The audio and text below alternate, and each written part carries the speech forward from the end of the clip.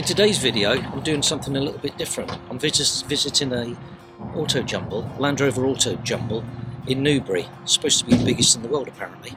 I've never done this sort of thing before. I'm not actually looking to buy anything in particular or buy anything, but hopefully at the very least I'll get some inspiration. It's my first time visiting a Land Rover Auto Jumble and I wasn't entirely sure what to expect. I think I came to this Auto Jumble imagining rows of pristine vehicles, rare parts laid out like treasure, and loads of action. In reality, it was a bit more low-key than that. A lot of it was people browsing, chatting, and digging through boxes of spare parts that, unless you really knew what you were looking for, all kind of went into a blur. Having said that, there's definitely something about the atmosphere. It's not really about big moments, it's more about the small finds, the conversations and the shared interest. You can tell that the people here are quietly enthusiastic about Land Rovers. This guy, for instance, was selling full-size jerry cans for £10 each. He was also selling stuff like old ammunition boxes of all different sizes, which were of various prices.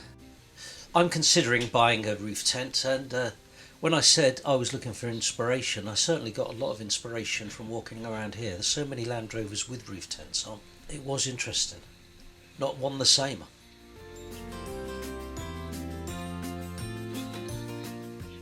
Okay, this is an early example of a camper.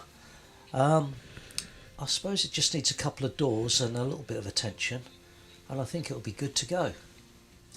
I like the patina, I do. I really like it.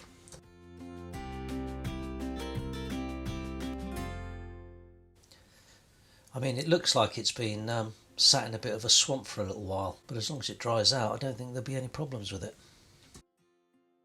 On the info at the front, it says that this vehicle's got a galvanized chassis. There's one of the front doors. Now, this is really good use of a pickup. You see, this guy's got a hard top roof tent on the pickup, and he's got a great little setup here. He's even got like roof bars or roof rack bars on top of the roof tent itself. This is just a snapshot of me going back to my vehicle on the car park or where the vehicles are parked.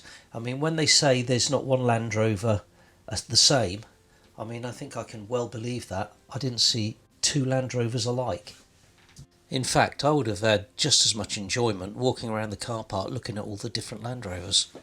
This is interesting. Look at the price of these tyres. They're so reasonably priced, and that's kind of pleased me a little bit because I've just recently taken my Land Rover Defender for its MOT, and the advisory was that all tyres are on the legal limit. So if I could get 4 tyres for £90 each, that would be a bonus.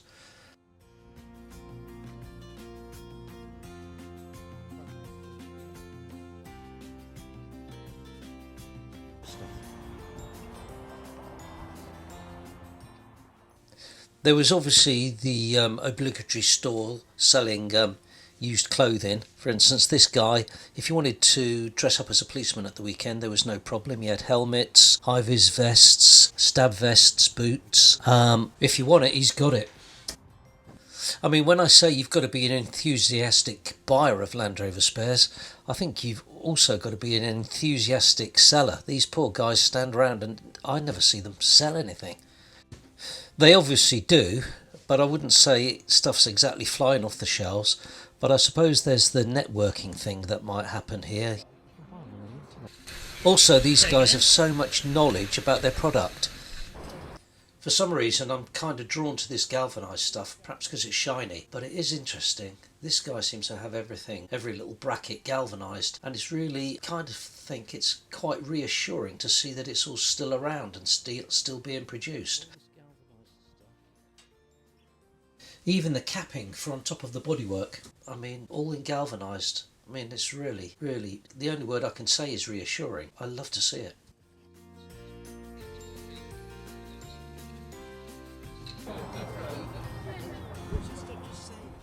I have to say, there were more tools here, second-hand tools, than you could shake a stick at. Problem with me is I can't seem to buy tools in advance. I'm very kind of reactive when it comes to buying tools. If I'm doing a job and I suddenly need a tool, I have to go out and buy it. I can't foresee myself needing a specific tool, so I'm very reluctant to just buy tools willy-nilly when I see them going cheap.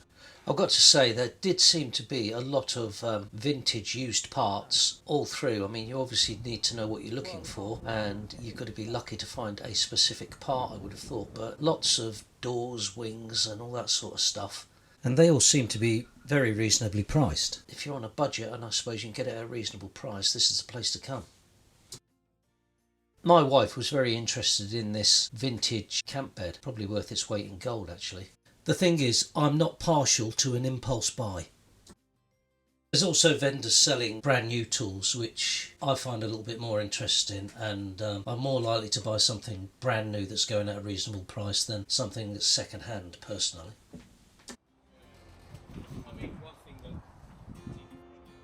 It really does seem there's almost something for everybody here.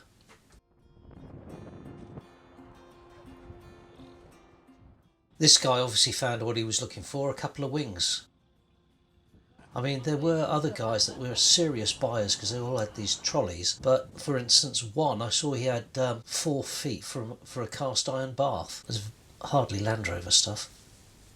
From a filming point of view, I'll be honest, it was a bit tricky. Not everything translates well on camera, especially when you're still figuring out what's worth looking at and what's worth capturing. I probably missed a few interesting bits just because I didn't quite know where to look next. But I suppose that's part of the experience. First time around I'm just getting a feel for it. Next time I think I'll focus more on details, the unusual parts, and perhaps the stories behind them, and even perhaps talk to a few more people. While this might not be the most exciting footage, it's still a starting point as far as I'm concerned, and I know what to expect for the next time.